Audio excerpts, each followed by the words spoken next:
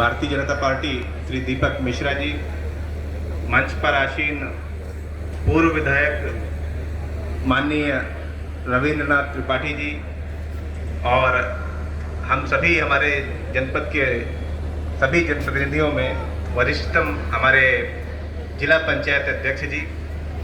जो अत्यंत सौम्य स्वभाव के लिए जाने जाते हैं, ऐसे हमारे श्री अनिरुद्ध तिवारी जी, हमारे जनपद के पुलिस अधीक्षक, मुख्य विकास अधिकारी, अपर जिलाधिकारी, इस आयोजन में सम्मिलित सभी हमारे जनपद के अधिकारीगण, मजिस्ट्रेट्स, इस प्रांगण में जो मेला लगाया गया है उसमें प्रतिभाग करने वाले सभी विभागों के स्टॉल लगाने वाले जितने भी हमारे कर्मचारी अधिकारीगण हैं, इस पंडाल में उपस्थित हमारी विभिन्न स्वयं सहायता समूह, आशा, आंगनवाड़ी,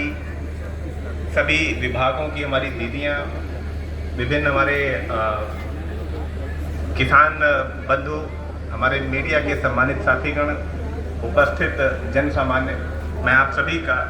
पुनः एक बार हृदय की गहराइयों से इस कार्यक्रम में हार्दिक स्वागत करता हूँ। मान्यवर, पिछले 9 दिनों से हम लोग इस कार्यक्रम को कर रहे हैं, जिसमें जो प्रतिदिन का कार्यक्रम था वो हमारे विकास भवन के प्रांगण में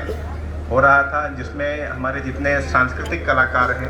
प्रतिदिन उनके द्वारा प्रस्तुतियां भी दी जा रही थी और विभिन्न विभागों के द्वारा अपने विभाग से संबंधित योजनाओं की प्रदर्शनियां भी लगाई जा रही थी और कई प्रकार के हमारे जो लाभार्थीगण हैं उनको विभिन्न प्रकार के जो हित लाभ हैं उनका वितरण भी कराया जा रहा था। आज आपके आगमन पर हम लोगों ने एक भव्य कार्यक्रम इस GIC ग्राउंड में रखा है, जिसका आपके द्वारा अवलोकन किया गया पूरी तरीके से और विभिन्न हमारे जो लाभार्थीगण हैं, कई लोगों को आपने हित लाभ वितरण भी किया है और साथ साथ जो है अभी भी हम लोग मंच पर बुला करके बहुत सारे लाभार्थी जो कि विभिन्न योजनाओं के हैं उनको भी आज यहाँ योजनाओं के लाभ का वितरण करेंगे। जैसा कि सभी अवगत हैं, प्रदेश सरकार के 9 वर्ष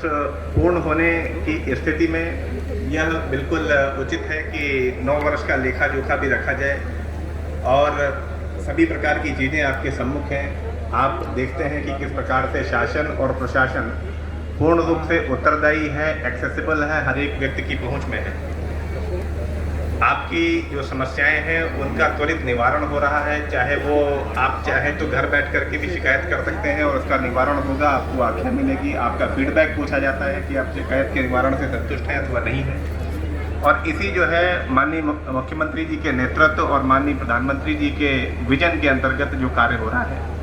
उससे आप भली भांति अवगत हैं। मैं कुछ बिंदुओं पर आपका ध्यान आकृष्ट करना चाहूँगा, बाकी माननीय मंत्री जी हमारे मध्य हैं और माननीय हमारे सभी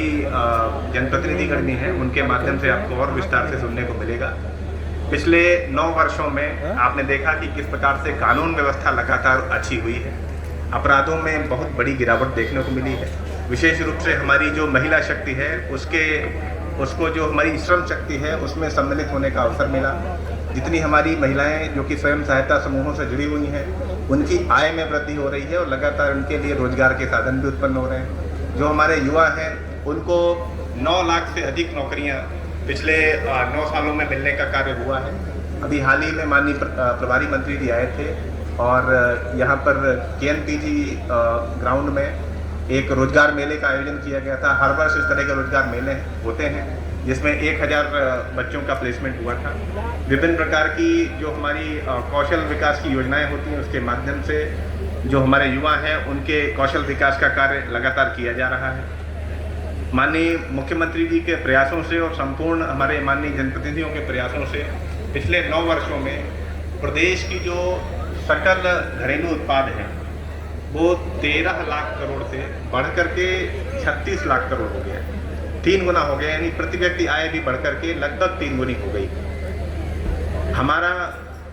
जो प्रदेश है पूरे भारतवर्ष में उन चंद प्रदेशों में है जहां पर